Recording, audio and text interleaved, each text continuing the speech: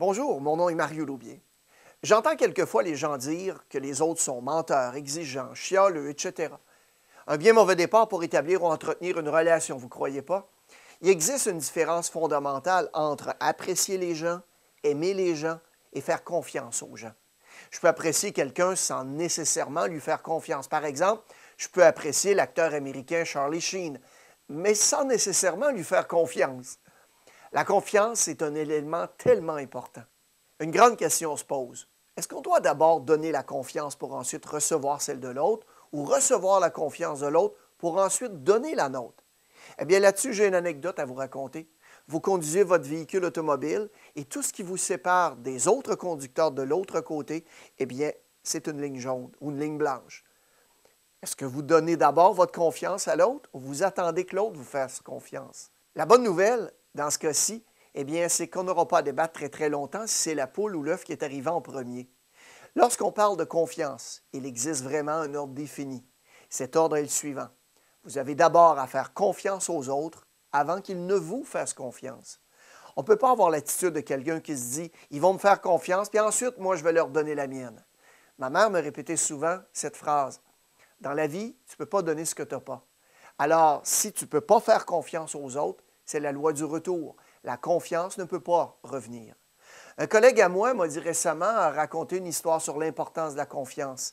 Patrice est un directeur général d'une entreprise importante de la région de Québec. L'entreprise fut rachetée par une compagnie étrangère, des gens que Patrice ne connaissait pas du tout. Lors de la toute première rencontre avec un des dirigeants, Patrice a émis un commentaire du genre « Je sais qu'on se connaît très peu, mais rassurez-vous, je vais faire en sorte de continuer de donner le meilleur de moi-même, travailler fort pour mériter votre confiance. » Le dirigeant le regardait avec un drôle d'air et lui a ensuite gentiment souri pour ensuite lui dire cette phrase qui, à ce jour, est demeurée vraie dans l'esprit de Patrice. « Patrice, tu n'as pas mérité notre confiance. Tu l'as en partant. Elle est entière et complète. La seule chose qui peut arriver à partir de maintenant, c'est que tu fasses des choses pour qu'on perde confiance. Faire confiance d'abord et ensuite, les autres vous feront confiance. » Voici d'ailleurs 3 entreprises à succès qui fonctionnent sur ce principe. Prenez par exemple la compagnie Amazon.com. Ils ont décidé de nous faire confiance d'abord. Figurez-vous qu'on peut se rendre évidemment sur leur site Internet, Amazon.com, et commander un livre. Si le livre ne vous plaît pas, vous avez jusqu'à 5 jours pour être remboursé et le retourner. Vous savez comme moi que beaucoup de gens sont capables de lire un livre en moins de 5 jours. Pourtant, Amazon.com ont décidé de d'abord nous faire confiance. Une autre compagnie sur Internet se démarque avec la confiance qu'elle accorde d'abord aux autres. La compagnie Zappos. Elle vend majoritairement des souliers par Internet. Et si on m'avait dit, il y a quelques années, que les femmes achèteraient des souliers par Internet sans les avoir touchés, même essayés, eh bien, j'aurais jamais cru ça possible. En fait, j'aurais jamais investi un sou dans ce modèle d'affaires. Pourtant, chez Zappos, on a développé une image de marque, une image de confiance tellement forte qu'ils permettent à leur clientèle de retourner les souliers sans frais de livraison si ils ou elles le désirent. Ils font d'abord confiance et les clientes leur rendent bien. La compagnie Zappos, en passant, a été achetée pour la modique somme de 1,2 milliard de dollars par Amazon.com. Pour agrémenter notre nouvelle maison, récemment, non loin de celle-ci, on a acheté des luminaires, moi et ma conjointe. On n'était pas certains des modèles choisis. Eh bien, figurez-vous que la dame de la boutique nous a prêté 3 lustres qui nous intéressaient sans frais, sans dépôt. Ils nous ont fait confiance et on a acheté, évidemment, tous les luminaires de la maison. 3 exemples de compagnies qui ont décidé d'abord de faire confiance. Les clients en retour leur font confiance. C'est la séquence des événements qu'on doit mettre en place pour animer, susciter la confiance. Sûrement que des incidents malheureux arriveront, mais qu'est-ce qui compte en général? La confiance.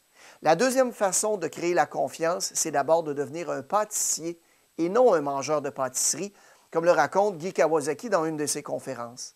Un mangeur de pâtisserie va regarder une tarte et va se dire en lui-même « Ah, une tarte, il faut que j'en obtienne le plus gros morceau de cette tarte. » Tandis que le pâtissier va se dire « Je vais faire une plus grosse tarte ou je vais en faire plus. » Les pâtissiers croient que la vie est remplie d'abondance.